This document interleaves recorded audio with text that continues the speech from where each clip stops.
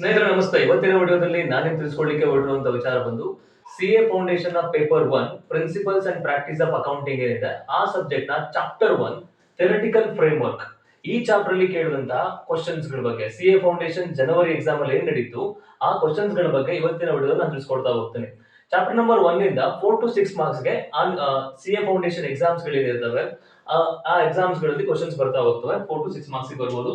ಜನವರಿ ನಡೆದಂತ ಎಕ್ಸಾಮ್ ಅಲ್ಲಿ 6 marks question ಬಂದಿತ್ತು. ಅದರಲ್ಲಿ ಫಸ್ಟ್ ಕ್ವಶನ್ ನೋಡ್ತಾ ಹೋಗೋಣ. ಇಲ್ಲಿ state with reasons whether the following statements are true or false. ಒಟ್ಟು 6 ಸ್ಟೇಟ್ಮೆಂಟ್ ನ ಕೊಟ್ಬಿಟ್ಟು 6 ಸ್ಟೇಟ್ಮೆಂಟ್ ಗಳನ್ನ ನಾವೇನ್ ಮಾಡ್ಬೇಕಾಗುತ್ತೆ, ಇಲ್ಲಿ ಟ್ರೂ ಅಥವಾ ಫಾಲ್ಸ್ ಅಂತ ಬರೆದು ಅದಕ್ಕೆ ರೀಸನ್ಸ್ ಕೂಡ ಬರೀಬೇಕಾಗುತ್ತೆ. ಅದರಲ್ಲಿ ಫಸ್ಟ್ ಚಾಪ್ಟರ್ ಅಲ್ಲಿ ಈ ಕ್ವಶನ್ ನ ಕೊಟ್ಟಿದ್ರು. ಸೊ ಏನ ಕ್ವಶನ್ ಅಂತಂದ್ರೆ, money spend for reduce working expenses is revenue expenditure ಅಂತ ಹೇಳ್ತಾ ಇದ್ದಾರೆ. ಇದು ಟ್ರೂ ಅಥವಾ ಫಾಲ್ಸ್ ಅಂತ ಹೇಳ್ಬಿಟ್ಟು ನಾವು ಬರೆದು ಅದಾದ ನಂತರ ಅದಕ್ಕೆ ರೀಸನ್ಸ್ ಕೂಡ ನಾವಿಲ್ಲಿ ಬರೀಬೇಕಾಗತ್ತೆ. ಸೊ ಈ ಕ್ವಶನ್ ಆನ್ಸರ್ ಮಾಡಬೇಕು ಅಂತಂದ್ರೆ ನಮಗೆ ಗೊತ್ತಿರಬೇಕು ಇಲ್ಲಿ ಕ್ಯಾಪಿಟಲ್ ಎಕ್ಸ್ಪೆಂಡಿಚರ್ ಅಂದ್ರೆ ಏನು ಮತ್ತೆ ರೆವಿನ್ಯೂ ಎಕ್ಸ್ಪೆಂಡಿಚರ್ ಅಂದ್ರೆ ಏನು ಅಂತ ನಮಗೆ ಗೊತ್ತಿರಬೇಕಾಗುತ್ತೆ. ಓಕೆ, ಇಲ್ಲಿ ಕ್ಯಾಪಿಟಲ್ ಎಕ್ಸ್ಪೆಂಡಿಚರ್ ಅಂದ್ರೆ any expenditure which gives you long term benefit.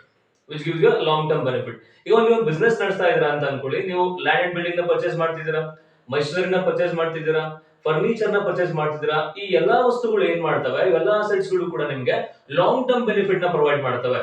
ನೀವು ಒಂದು ಮಷಿನರಿನ ಬೈ ಮಾಡಿದ್ರೆ 5 ರಿಂದ 10 ವರ್ಷ ಬಳಕೆ ಬರುತ್ತದೆ. ಓಕೆ, ಹಾಗೆ ಲ್ಯಾಂಡ್ ಅಂಡ್ ಬಿಲ್ಡಿಂಗ್ ಕೂಡ ಇರಬಹುದು, ಫರ್ನಿಚರ್ ಕೂಡ ಇರಬಹುದು.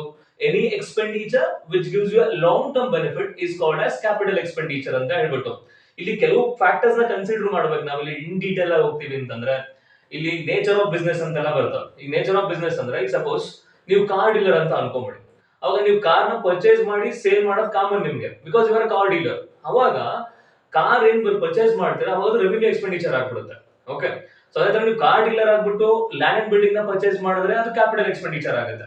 ಓಕೆ, ಸೊ ಆ ತರ ಪಾಯಿಂಟ್ಸ್ ಗಳು ಕೂಡ ಮ್ಯಾಟರ್ ಆಗ್ತವೆ ಇಲ್ಲಿ. ಬಟ್ ಸಿಂಪಲ್ ಆಗಿ ತಿಳ್ಕೊಂಡಿರಿ, any expenditure which gives you long term benefit is called as capital expenditure ಅಂತ ಹೇಳ್ಬಿಟ್ಟು. ಇನ್ನ ರೆವಿನ್ಯೂ ಎಕ್ಸ್ಪೆಂಡಿಚರ್ ಅಂತ ಹೇಳಿದ್ರೆ ರೆಕರಿಂಗ್ ಇನ್ ನೇಚರ್ ಇರುತ್ತೆ. ಅಂದ್ರೆ ಪದೇ ಪದೇ ನೀವ್ ಏನ್ ಮಾಡ್ಬೇಕಾಗುತ್ತೆ, ಈಗ ಫಾರ್ ಎಕ್ಸಾಂಪಲ್ ನೀವು ಬಿಸ್ನೆಸ್ ನಡೆಸ್ತಾ ಇದ್ದೀರಾ, ಎಂಪ್ಲಾಯಿಗೆ ಸಂಬಳ ಕೊಡೋದು, ಎಲೆಕ್ಟ್ರಿಸಿಟಿ ಬಿಲ್ ನ ಪೇ ಮಾಡುವಂತದ್ದು, ರಾ ಮೆಟೀರಿಯಲ್ಸ್ ನ ಬೈ ಮಾಡುವಂತದ್ದು, ಇದು ಯಾವಾಗ್ಲೂ ಕೂಡ ಪದೇ ಎವ್ರಿ ಮಂತ್ ನೀವು ಮಾಡ್ತಾ ಹೋಗ್ತೀರಾ. Okay, so recurring in nature ಇರುತ್ತೆ. ಅದೇ ನೀವು ಕ್ಯಾಪಿಟಲ್ ಎಕ್ಸ್ಪೆಂಡಿಚರ್ ಆದ್ರೆ ನಾನ್ ರೆಕರಿಂಗ್ ಇನ್ ನೇಚರ್ ಇರುತ್ತೆ. ಓಕೆ, ರೆವಿನ್ಯೂ ಎಕ್ಸ್ಪೆಂಡಿಚರ್ ನೀವು ಪದೇ ಪದೇ ಖರ್ಚು ಮಾಡ್ತಿರ್ತೀರಾ ಮತ್ತೆ ಅದು ನಿಮಗೆ ಶಾರ್ಟ್ ಟರ್ಮ್ ಬೆನಿಫಿಟ್ ನ ಪ್ರೊವೈಡ್ ಮಾಡ್ತದೆ. ಒಂದು ಕರೆಂಟ್ ಪೀರಿಯಡ್ ಗೆ ನಿಮಗೆ ಬೆನಿಫಿಟ್ ನ ತಂದು ಕೊಡುತ್ತೆ. ಅದನ್ನ ರೆವಿನ್ಯೂ ಎಕ್ಸ್ಪೆಂಡಿಚರ್ ಅಂತ ಹೇಳ್ಬಿಟ್ಟು ಕರಿತಾ ಹೋಗ್ತೀವಿ. ಇಲ್ಲಿ ಏನಂತ ಹೇಳ್ತಾ ಇದ್ದಾರೆ, money spend for reduce working expenses. Working expenses ನ ಓಕೆ ಅಂದ್ರೆ ರೆವಿನ್ಯೂ ಎಕ್ಸ್ಪೆನ್ಸ್ ಅಂತ ಅನ್ಕೊಂಬಿಡಿ. ಸಿಂಪಲ್ ಆಗಿ ಹೇಳ್ಬೇಕು ಅಂತಂದ್ರೆ ಈ ವರ್ಕಿಂಗ್ ಎಕ್ಸ್ಪೆನ್ಸ್ ನ ಕಡಿಮೆ ಮಾಡೋದಕ್ಕೋಸ್ಕರ ನೀವೇನ್ ಮಾಡ್ತಾ ಇದ್ದೀರಾ, ದುಡ್ಡನ್ನ ಖರ್ಚು ಮಾಡ್ತಾ ಇದ್ದೀರಾ ಅಂತ ಹೇಳ್ಬಿಟ್ಟು ಅದನ್ನು ನಾವು ರೆವಿನ್ಯೂ ಎಕ್ಸ್ಪೆಂಡಿಚರ್ ಅಂತ ಕರಿತೀವಿ ಅಂತ ಅವ್ರು ಹೇಳ್ತಾ ಇದ್ದಾರೆ ಇಲ್ಲಿ. ಓಕೆ, ಈಗ ಸಿಂಪಲ್ ಆಗಿ ಅರ್ಥ ಮಾಡ್ಕೋಬೇಕು ಅಂತಂದ್ರೆ ಒಂದು ಮಷಿನರಿ ಇದೆ ನಿಮ್ಮ ಹತ್ರ, ಒಂದು ಸೆಕೆಂಡ್ ಹ್ಯಾಂಡ್ ಮಷಿನರಿ ಇದೆ ಅಂತ ಅನ್ಕೊಳ್ಳಿ. ಸೊ ಆ ಮಷಿನರಿ 3 ಮಂತ್ಸ್ ಒನ್ಸ್ ಏನ್ ಮಾಡ್ತಾ ಇದೆ, ರಿಪೇರಿ ಬರ್ತಾ ಇದೆ. ನೀವು 3 ಮಂತ್ಸ್ ಒನ್ಸ್ ರಿಪೇರ್ ಮಾಡಿಸ್ತಾನೆ ಇದ್ದೀರಾ.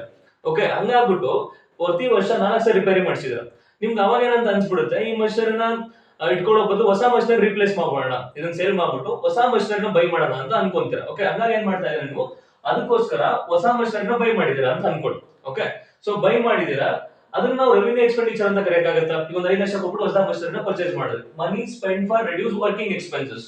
ಸೊ ಎವ್ರಿ 3 ಮಂತ್ಸ್ ನೀವೇನ್ ರಿಪೇರ್ ಮಾಡಿಸ್ತಾ ಇದ್ದೀರಾ ಅದನ್ನ ಕಡಿಮೆ ಮಾಡೋದಕ್ಕೋಸ್ಕರ ಮನಿನ ಖರ್ಚು ಮಾಡಿದಿರಾ, ಹೊಸ ಮಷಿನರಿನ ಬೈ ಮಾಡಿದಿರಾ ಅಂತ ಅನ್ಕೊಳ್ಳಿ. ಸೊ ಅದನ್ನ ನಾವು ರೆವಿನ್ಯೂ ಎಕ್ಸ್ಪೆಂಡಿಚರ್ ಅಂತ ಕರಿಬಹುದಾ? ಇಲ್ಲ. ಓಕೆ, ಈಗ ನೀವು ಹೊಸ ಮಷಿನರಿನ ಪರ್ಚೇಸ್ ಮಾಡಿರೋದ್ರಿಂದ ಅದು ನಿಮಗೆ ಲಾಂಗ್ ಟರ್ಮ್ ಬೆನಿಫಿಟ್ ತಂದ್ಕೊಡುತ್ತೆ. ನೀವು 3 ಮಂತ್ಸ್ ಒನ್ಸ್ ರಿಪೇರ್ ಮಾಡಿಸೋ ಅವಶ್ಯಕತೆ ಇಲ್ಲ.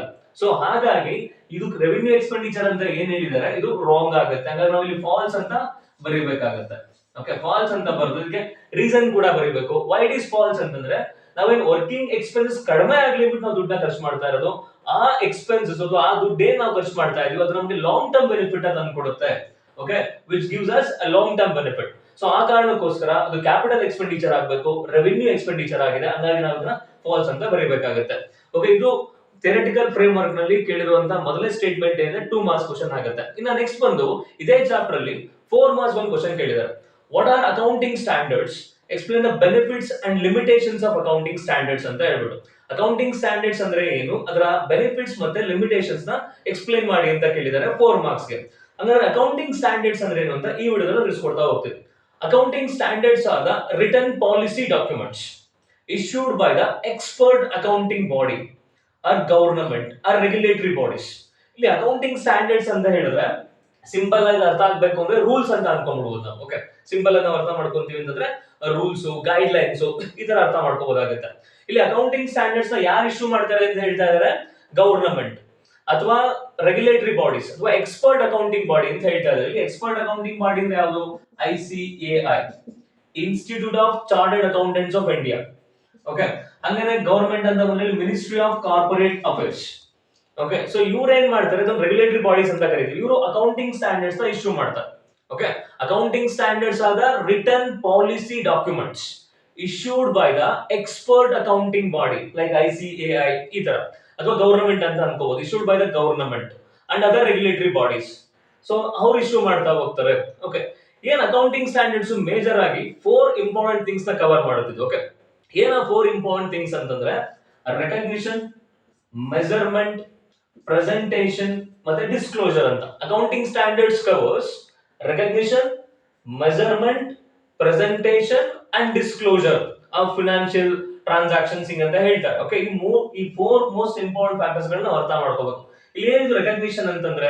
ರೆಕಗ್ನಿಷನ್ ಅಂತ ಹೇಳಿದ್ರೆ ಯಾರೋ ಒಬ್ರು ಕಂಪನಿ ಮೇಲೆ ಕೇಸ್ ಹಾಕಿರ್ತಾರೆ ಅಂತ ಅನ್ಕೊಳ್ಳಿ. Okay, someone has filed a case against a company. Okay, ಅದನ್ನ ನಾವು ರೆಕಗ್ನಿಷನ್ ಅಂತೀವಿ. ಫಸ್ಟ್ ಇದನ್ನ ರೆಕಗ್ನೈಸ್ ಮಾಡಬೇಕು ನೀವು, ಯಾರು ಕೇಸ್ ಫೈಲ್ ಮಾಡಿದ್ದಾರೆ ಅಂತ. ಕೇಸ್ ಫೈಲ್ ಮಾಡಿದ್ದಾರೆ ಅಂತ ನೀವು ರೆಕಗ್ನೈಸ್ ಮಾಡಿದ್ರೆ that's called recognition. Next measurement. So compensation ಅವ್ರು ಎಷ್ಟು ಕೇಳ್ತಾ ಇದ್ದಾರೆ? 5 lakh rupees ಕೇಳ್ತಾ ಇದ್ದಾರೆ ಅಂತ ಅನ್ಕೊಳ್ಳಿ. Okay, they are asking compensation of rupees 5 lakh. Okay, so this is called measurement. ಈ ಅಮೌಂಟ್ ಏನು ಅವ್ರ ಕಂಪನಿ ಅಗೇನ್ಸ್ಟ್ ಕೇಸ್ ಹಾಕಿದ್ದಾರೆ 5 ಲಕ್ಷ ರೂಪಾಯಿ ಕಾಂಪನ್ಸೇಷನ್ ಬೇಕು ಅಂತ, ದಟ್ ಇಸ್ ಕಾಲ್ಡ್ ಮೆಜರ್ಮೆಂಟ್ ಅಂತ. Okay, next presentation. ಸೊ ನೀವು ಇದನ್ನ ಎಲ್ಲಿ ಪ್ರೆಸೆಂಟ್ ಮಾಡಬೇಕು? ಬ್ಯಾಲೆನ್ಸ್ ಶೀಟ್ ಅಲ್ಲಿ ಕರೆಂಟ್ ಲಯಬಿಲಿಟಿನ ಅಥವಾ ನಾನ್ ಕರೆಂಟ್ ಲಯಬಿಲಿಟಿನ ಎಲ್ಲಿ ಪ್ರೆಸೆಂಟ್ ಮಾಡಬೇಕು ಅನ್ನುವಂಥದ್ದು. Next disclosure. ಇದನ್ನ ನೀವು ಪ್ರೆಸೆಂಟ್ ಮಾಡಿದ ನಂತರ ನೀವು ಅಡಿಷನಲ್ ಇನ್ಫಾರ್ಮೇಶನ್ ಕೊಡಬೇಕು. ಏನಕ್ಕೆ ನಾವು ಇದನ್ನ ಮೆನ್ಷನ್ ಮಾಡಿದೀವಿ, ಓಕೆ, ಯಾವ ಪರ್ಪಸ್ಗೆ ಅನ್ನೋದನ್ನ ನೀವು ಯಾರು ರೀಡರ್ಸ್ ಇರ್ತಾರೆ ಅವ್ರಿಗೆ ಏನ್ ಮಾಡ್ಬೇಕಾಗುತ್ತೆ? ಡಿಸ್ಕ್ಲೋಸ್ ಮಾಡ್ಬೇಕಾಗುತ್ತೆ, ಗಿವಿಂಗ್ ಎಕ್ಸ್ಟ್ರಾ ಇನ್ಫಾರ್ಮೇಶನ್ ಅಂತ ಹೇಳ್ತಾ ಹೋಗ್ತೀವಿ. ಸೊ ಇಷ್ಟು 4 ಥಿಂಗ್ಸ್ ಗಳನ್ನ ಏನ್ ಮಾಡುತ್ತೆ? ಅಕೌಂಟಿಂಗ್ ಸ್ಟ್ಯಾಂಡರ್ಡ್ಸ್ ಅದು ಕವರ್ ಮಾಡ್ತಾ ಹೋಗುತ್ತೆ. ಈಗ ಅಕೌಂಟಿಂಗ್ ಸ್ಟ್ಯಾಂಡರ್ಡ್ಸ್ ಇರೋದ್ರಿಂದ ಏನಾಗುತ್ತೆ? ಪ್ರತಿಯೊಬ್ಬ ಚಾರ್ಟರ್ಡ್ ಅಕೌಂಟೆಂಟ್ ಕೂಡ ಆ ರೂಲ್ಸ್ ಅಂಡ್ ರೆಗ್ಯುಲೇಷನ್ಸ್ ಗಳನ್ನ ಫಾಲೋ ಮಾಡ್ತಾರೆ.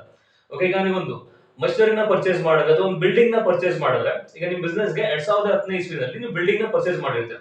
ಓಕೆ, ಅದ್ರ ವ್ಯಾಲ್ಯೂ ಬಂದು 10 ಲಕ್ಷ ರೂಪಾಯಿ ಪರ್ಚೇಸ್ ಮಾಡಿರ್ತಾರೆ. ಇವತ್ತು ಅದರ ಮಾರ್ಕೆಟ್ ಪ್ರೈಸ್ ಬಂದು 1 ಕೋಟಿ ರೂಪಾಯಿ ಇದೆ ಅಂತ ಅನ್ಕೊಳ್ಳಿ. ನೀವು ಪರ್ಚೇಸ್ ಮಾಡಿದಾಗ 2010ರಲ್ಲಿ 10 ಲಕ್ಷ ರೂಪಾಯಿ ಇತ್ತು, ಇವಾಗ ಅದು 1 ಕೋಟಿ ರೂಪಾಯಿ ಇದೆ. ಸೊ ನಾವೇನ್ ಮಾಡ್ಬೇಕು? Cost price of the asset ನ ರೆಕಾರ್ಡ್ ಮಾಡಬೇಕು.